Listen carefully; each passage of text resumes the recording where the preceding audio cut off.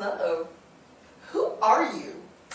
Well, my name is Michelle, and I'm the founder of Clever Carbon and Women in Climate. My background is in tech sales. I used to work for Salesforce and DocuSign, but as of 2 years ago, I spend 100% of my time on my climate projects now because I think climate is a really important topic that we all must be aware of. And I think as citizens, we need to be informed and have the right information to make right decisions for us. So at Clever Carbon, we teach people about carbon footprint. My footprint is 22.1 tons annually, and at Women in Climate, we create a joyful and safe space for more women to learn and talk about climate. I'm a corporation, and I want to figure out how to reduce my corporate carbon footprint. Mm-hmm. How do I do that? So for corporations, it's really important to first start measuring things like your carbon footprint. That can include things like your electricity consumption, the employees and how much they fly, how do they get to work, the energy that you use in your building, and your supply chain. Even who your suppliers are can impact your carbon footprint. So for a company, you must first measure your emissions. After that, then you can reduce your emissions. So whether it's your energy consumption, again, looking at your supply chain, seeing where you can reduce the footprint, that's how to get started.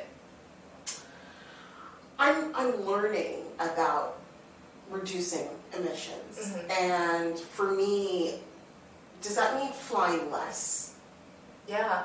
I mean, flying is definitely a large source of carbon emissions, especially for companies that have a large force of employees that travel to see customers or attend various shows. So yes, flying is a big part of it, but depending on your business, if you're a manufacturer, you could use a lot of energy. You can have your own warehouse and still use coal for energy, but you can also produce greenhouse gases, like for example nitrous oxide or NF3s and HF3s that have very high global warming potential. So yes, flying does have an impact on your carbon footprint, but there are many other things that companies do that produce a lot of emissions.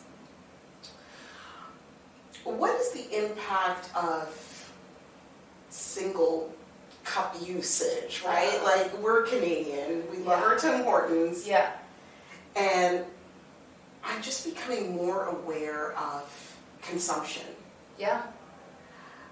What can I do day to day to have more awareness about my consumption? Yeah. So I like the question about single use because that's actually what inspired me to start Clever Carbon. I saw all the trash that we generate, especially I lived near a park, and after the weekend it was just brimming with single-use coffee cups and beer bottles and plastic containers, and that's what motivated me to learn about the impact, and that's how I learned about carbon footprint.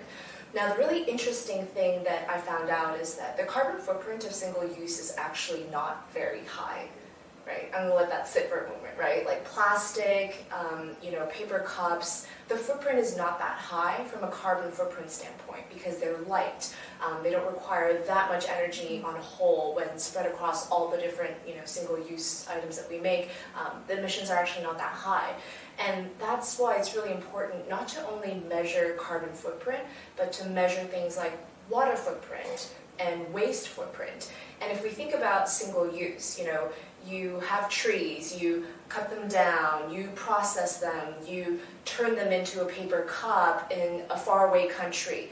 That cup then travels across the ocean to go to a coffee shop to then be used for 10 minutes. Like, it just doesn't make sense. So, to answer your original question, from a carbon footprint perspective, single use is actually not high, but the waste footprint is high, and the downstream implications of plastic waste is really detrimental to our planet. And